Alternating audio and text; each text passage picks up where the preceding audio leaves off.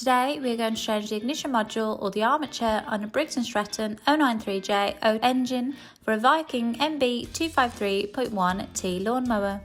Firstly, remove the top cover using an 8mm socket. Unplug the spark plug boot. Release the stop wire. Now remove the two screws using a 1/4 inch 6mm socket.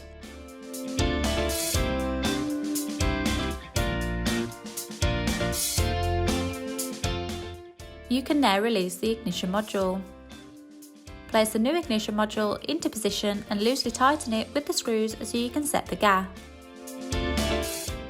The gap should be 0.006 to 0.014 inches, 0.15 to 0.36 mm using a setting gauge. Now the setting gauge is in place, tighten the screws and then remove the tool.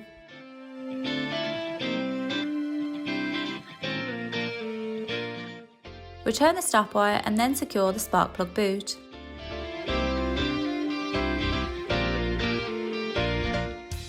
Then replace the cover and secure.